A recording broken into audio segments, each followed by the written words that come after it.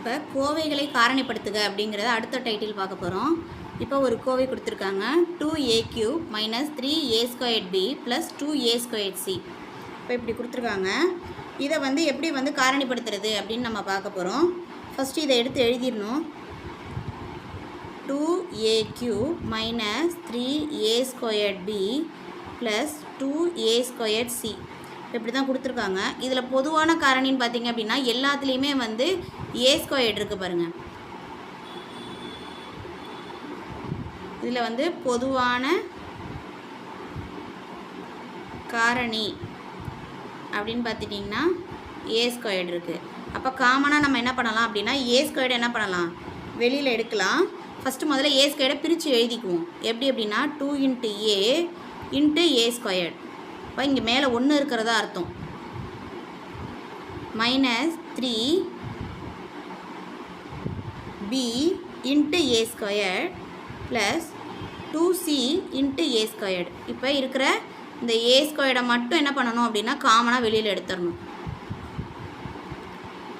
a² காமனாக வெளியில் எடுத்தாச்சு. இங்கே என்ன இருக்குது, 2a - 3b + 2c எழுதியாச்சு. இப்போ இது ரெண்டையும் என்ன பண்ணியாச்சு, தனித்தனியாக காரணிப்படுத்தியாச்சு. இதுக்கு பேர் தான் அப்படின்னா கோவைகளை காரணிப்படுத்துதல் அப்படின்னு சொல்லுவாங்க. இப்போ காமனாக a² வெளில எடுத்துட்டோம், மீதி இருக்கட்டாமல் அப்படியே எடுத்து எழுதிட்டோம். இதுதான் இதுக்கு ஆன்சர். இப்போ இந்த காரணிப்படுத்துதல், கோவைகளை காரணிப்படுத்துதலை செகண்ட் சம் பார்க்க போகிறோம். இங்கே என்ன கொடுத்துருக்காங்க அப்படின்னு பார்த்தீங்கன்னா 10x³ - 25x⁴ × y இதுதான் கொடுத்துருக்காங்க. இப்போ இதில் பொதுவான காரணி என்ன அப்படிங்கிறத நம்ம பார்க்க போகிறோம். இதில் பொதுவான காரணி என்ன அப்படின்னு பார்த்தீங்கன்னா ரெண்டுத்துலேயுமே என்ன இருக்குது அப்படின்னு பார்த்தீங்கன்னா x³ இருக்குது. அதுதான் இதில் பொதுவான காரணி. இப்போ என்ன பண்ணிட்டோம் அப்படின்னு பார்த்தீங்கன்னா x³ மட்டும் தனியாக எடுத்துட்டோம்.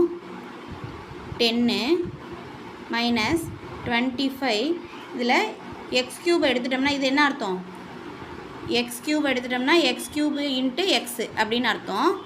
x³ × xன்னு அர்த்தம். அப்போ என்ன பண்ணிட்டோம் அப்படின்னா x³ வெளில எடுத்ததுனால வெறும் x × y அப்படின்னு தான் கிடைக்கும். இப்போ x³ இந்த 10 எப்படி பிரிக்கலாம் அப்படின்னு பார்த்தீங்கன்னா 5 × 2 i 2 10, அதே மாதிரி i 5 25 அப்படின்னு பிரிக்கலாம் xy. இப்போ இது ரெண்டுத்துலேயும் எது காமனாக இருக்குது, 5 காமனாக இருக்குது. அப்போ 5ஐயும் வெளில எடுத்துலாம். 5x³ × இங்கே 2 - ஒரு 5 போயிடுச்சு, மீதி 5ல் 5 × xy அப்படின்னு எடுத்து எழுதிடலாம். இப்போ இதான் ஆன்சரு. காரணிப்படுத்தியாச்சு. என்ன அப்படின்னா 10x³ - 25x⁴ × y-ஐ 5x³ × 2 - 5xy அப்படின்னு நம்ம காரணிப்படுத்தியாச்சு. இப்போ காரணிப்படுத்துகளை தேர்ட் சம் பார்க்குறோம். இது எப்படி எடுத்து எழுதுறது அப்படின்னு பார்த்தீங்கன்னா ஃபஸ்ட்டு சம் எடுத்து எழுதிக்குவோம். xy - xz + ay - az எடுத்து எழுதியாச்சு. இப்போ இதில் காமனாக என்ன இருக்குது அப்படின்னா எக்ஸ் காமனாக இருக்குது.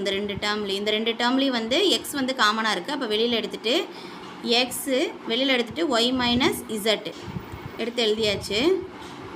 இந்த ரெண்டு டேர்ம்லேயும் என்ன காமனாக இருக்குன்னா ஏ காமனாக இருக்குது.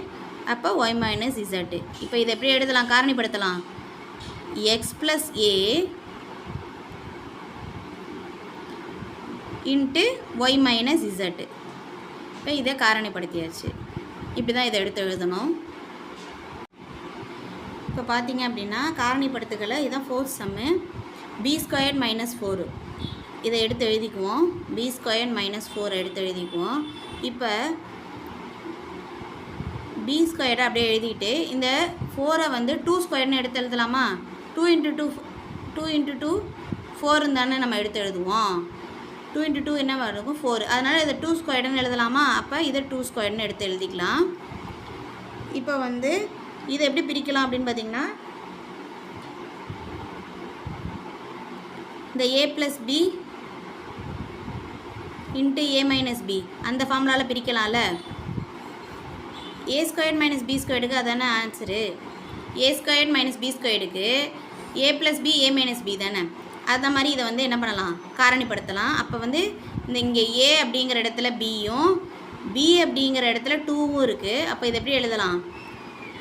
பி ப்ளஸ் 2 பி மைனஸ் 2 இப்படி வந்து இதை காரணிப்படுத்தலாம். இந்த மாதிரி டேர்மும் வரும்.